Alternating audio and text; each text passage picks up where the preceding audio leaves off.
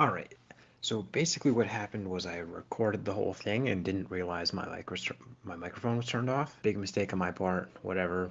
Not going to let it bother me too much. So I'm going to go ahead and just voice over this again, edit it in there. I kept this hand because it looked pretty good. I figured it would be good against any kind of mid-range deck. Maybe a little bit slow against aggro, but you know, overall, a fine hand. When he plays the Bloodstained Mire, I'm thinking he's either playing Burn or Jund. I'm really hoping for Jund because this hand is insane against Jund.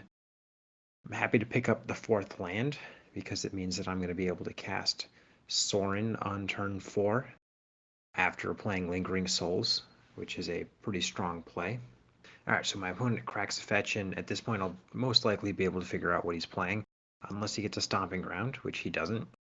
At this point, I'm pretty sure he's playing Jund. Could be something else, though. Something a little bit more fringe. But with the Verdant Catacombs, it's pretty obvious what's going on. With that, I top deck Lingering Souls, which I'm super happy about. Just slam that down there. I'm getting ready to grind my opponent down.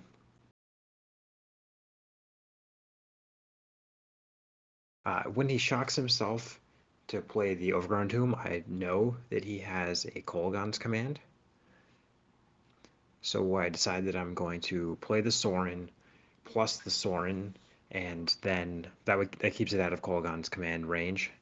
And if he Kolaghan's commands me, I'm going to discard a Lingering Soul, of which I've drawn a 3rd, so feeling pretty good. That card is insane in this sort of matchup.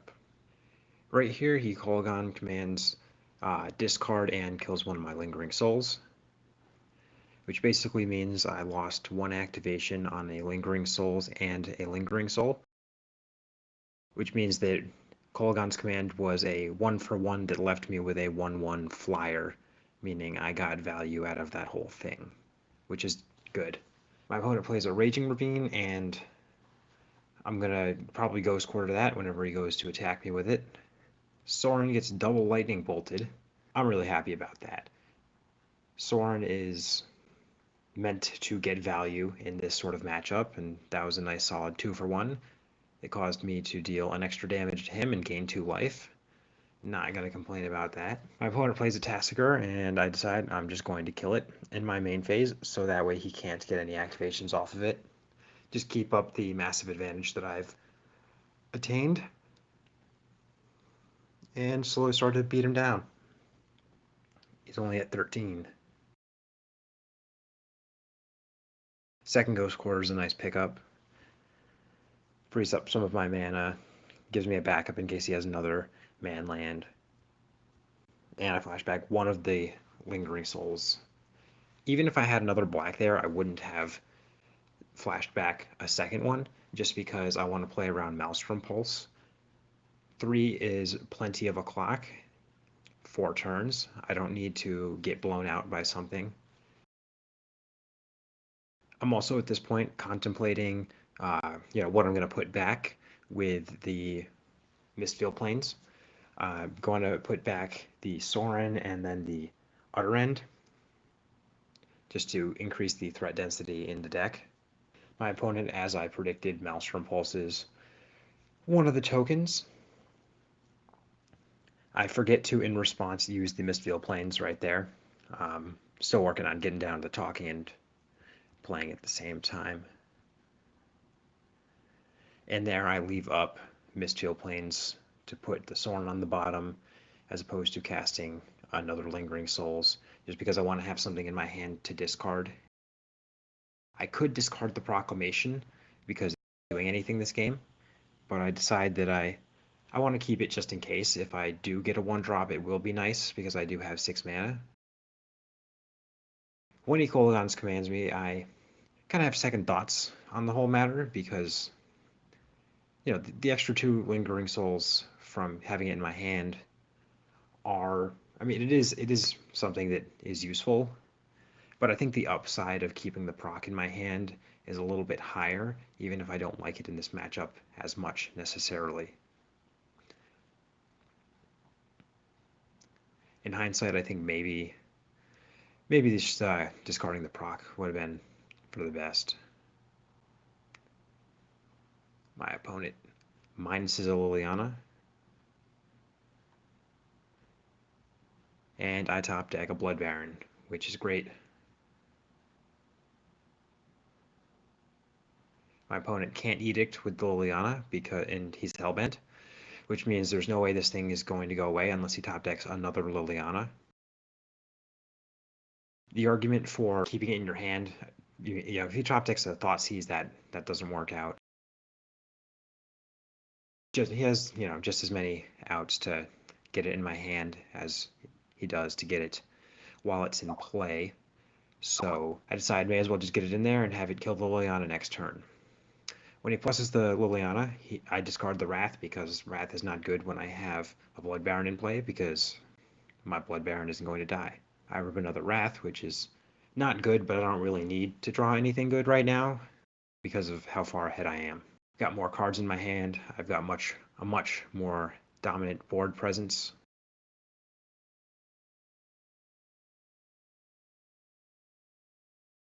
And I'm getting Liliana out of there. It's there's no real reason to attack him because I have him on a 2-turn clock, well, a 3-turn clock, regardless of who I attack this turn.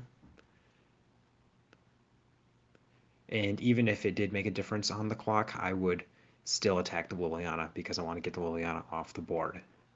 There is no reason to just, let them get value there. Kill the Raging Ravine, and I believe that is where my opponent concedes. Yep. Going on into the sideboard, I have my usual bring in the 2 Celestial Purges, bring out an Utter End, and the Proclamation. With all of the targeted discard spells, the Proclamations are not as good, and the Utter End is just an extreme, it's an expensive version of Celestial Purge, so it's just a straight upgrade there, with the exception of not being able to get Tarmogoyf. But overall, I think the 2 mana cost is very worth it. All right, I get my opening hand, I'm looking at it, and it needs a 3rd land, but I overall do like it. The Crucible of Worlds is going to help me really grind out an advantage over the long game, both by, potentially ghost quartering him out of all of his useful lands, or just even ghost quartering my own lands and then replaying them with the Crucible of Worlds. He duresses me, and I think to myself, okay, he's probably going to take the Crucible of Worlds unless he has a 2nd discard spell or a Kolaghan's Command. Kolaghan's Command can destroy an artifact, and the only artifact I have in my whole deck is Crucible of Worlds. I'm thinking that he can't take a Path to Exile because his goal is to just, play a Dark Confidant. It's not going to survive anyway because I have the 2nd path as backup. And I'm feeling pretty confident about that.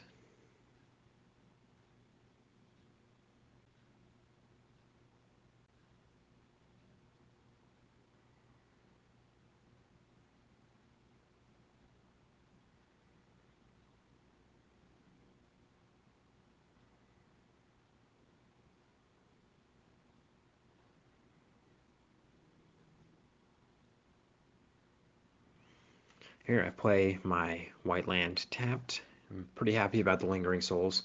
Would have preferred a land slightly, I think, but I'm never going to complain about a Lingering Souls versus Jund. Top deck another Ranger, which is also a very strong card in the matchup. Draws you 2 cards and is a 3/2 in its own.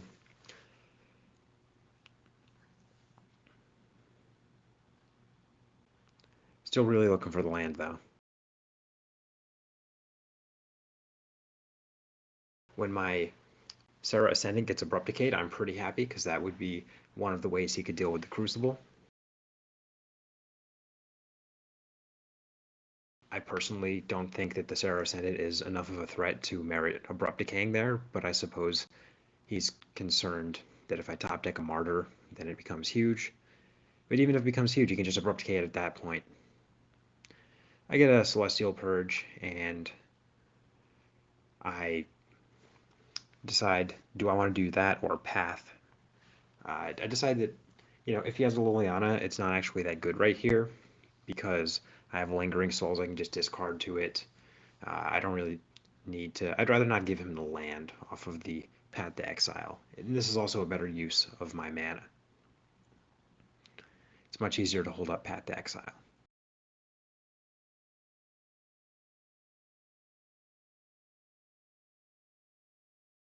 Between the Lingering Souls and the Crucible Worlds, Liliana is not really a problem.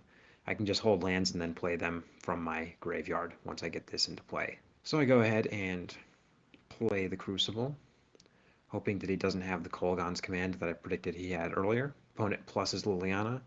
I'm sitting there and I'm thinking for a while. I decide, as great as the Rangers are, it is not, I'd rather have the path in case he plays something. Right now I have no pressure, and I'd like to keep it that way. Top deck yet another Lingering Souls, and decide that I'm going to go for the Ghost Quarter on my plains so that I can search out a black source and then replay the plains from my graveyard.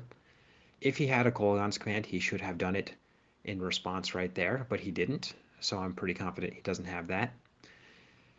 I go ahead and make use of the 4th mana that I generated through that whole thing to play the Ranger, get some more cards in my hand, and put something into play, something that he hopefully will edict with the Liliana.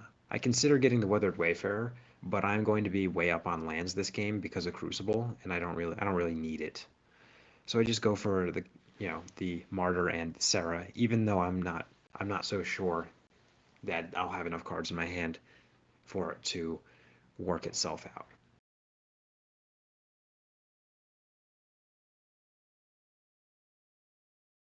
My opponent bolts the Ranger, which is a little bit frightening because that means that he is most likely going to get to ultimate this Liliana.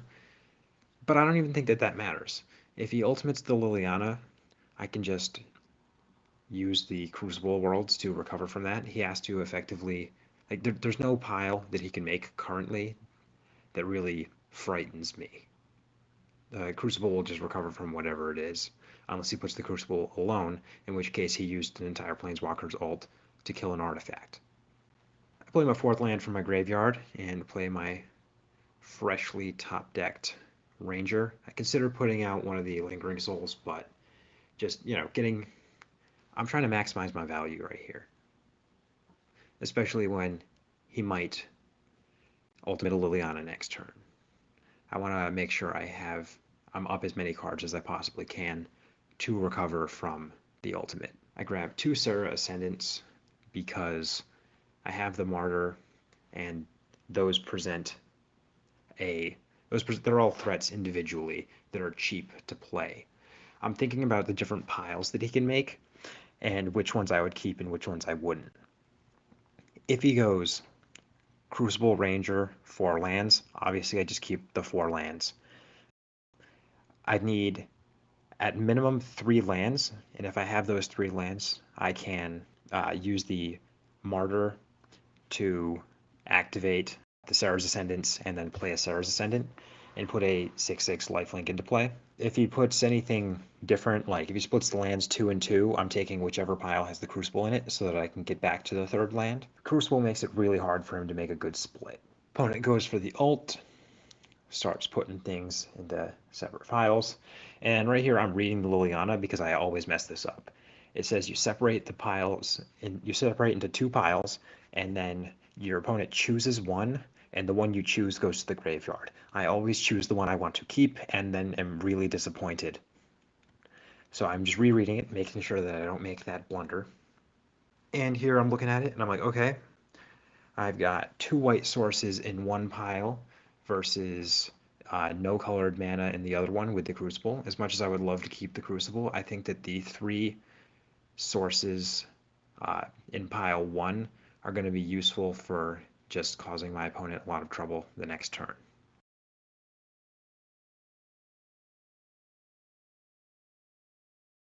Opponent plays a Tarmogoyf, which I am not worried about at all because I have this Path to Exile.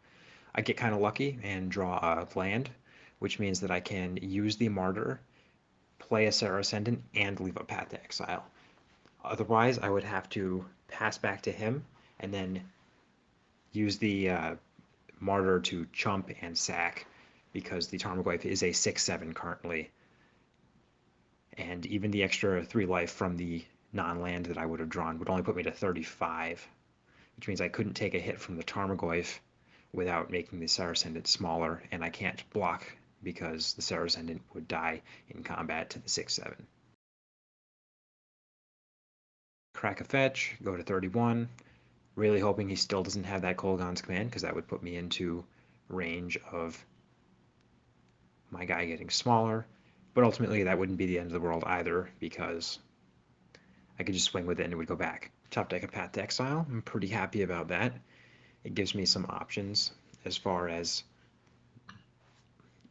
when I play, I'm going to definitely play the second Serra Ascendant here because hit with one of them, he goes to 12. Next turn, hit him with 2 of them, he dies. It increases the clock by, from a 2-turn clock to a 1-turn clock. So I flash back the Lingering Souls and play one of the Serra Ascendants. If he has a Maelstrom Pulse, I can, in response, path one of my Serra Ascendants to save the other. And if he doesn't do that, and he has a creature, I can just kill his creature. He does that during my main phase, so I now have the option to follow it up by playing the third one, but I'm really not trying to get blown out by the Maelstrom Pulse. And I did discard the Path to Exile because I think a 6/6 flying lifelink is better than a removal spell at this point of the game. My opponent plays the last card in his hand. It's just a land. I flash back Lingering Souls, slam down the Serra Ascendant, and just hit him for 1. If I hit a land, it's pretty great for the Blood Baron of Vizkopa, which would be, at that point, a 10/10 flying lifelink protection from white, protection from black. My opponent's draw is a Tarmogoyf, which means I most likely am winning this game because the Tarmogoyf doesn't stop the 9 damage coming at him in the air. I'll be at 43, which is enough just to take the crack back and still be above 30. The one decision I have to make here is, do I play the Weathered Wayfarer or not? Playing the Weathered Wayfarer means that I can get to the 5th mana to cast the Blood Baron, as much as I don't think it's going to come to that, because my opponent is mostly, well, is just dead on board anyway. The argument for keeping it in your hand is that if he draws a Liliana, I could discard it to the plus, but if he draws Liliana, he's dead, so I may as well just play it. I play it, I win, went 3-2. It was a good league.